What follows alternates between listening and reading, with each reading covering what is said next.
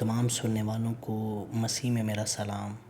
ہمارے لیے آج کا کلام استثنا اس کا 14واں باب اور اس کی 22ویں آیت سے 29ویں آیت تک پڑھیں گے۔ تو اپنے غلہ میں سے جو سال بسال تیرے کھیتوں میں پیدا ہو دے یکی دینا، اور تو خداوند اپنے خدا کے حضور اسی مقام میں جسے وہ اپنے نام کے مسکن کے لیے چنے، اپنے غلہ اور میں اور تیل کی دے یکی کو اور اپنے گائے بیل اور بھیڑ بکریوں کے پلوٹھوں کو کھانا، تاکہ تو ہمیشہ خداوند اپنے خدا کا خوف ماننا سیکھے۔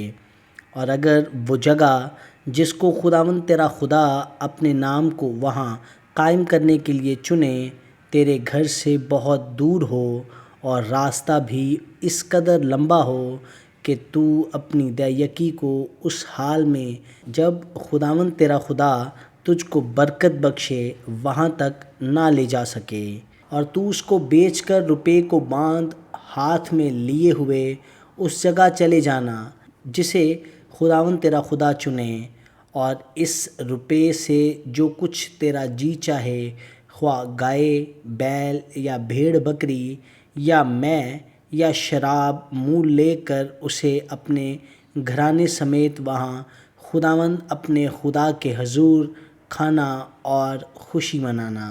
اور لاوی کو جو تیرے پھاٹکوں کے اندر ہے چھوڑ نہ دینا، کیونکہ اس کا تیرے ساتھ کوئی حصہ یا میراث نہیں ہے۔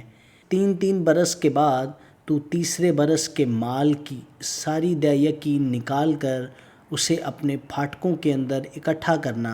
تب لاوی جس کا تیرے ساتھ کوئی حصہ یا میراث نہیں، اور پردیسی اور یتیم اور بیوہ عورتیں جو تیرے پھاٹکوں کے اندر ہوں، آئیں اور کھا کر سیر ہوں، تاکہ خداوند تیرا خدا تیرے سب کاموں میں جن کو تو ہاتھ لگائے تجھ کو برکت بخشے۔ آمین۔ خداوند کا پاک کلام پڑھا اور سنا جانا ہم سبوں کے لیے باعث برکت ہو۔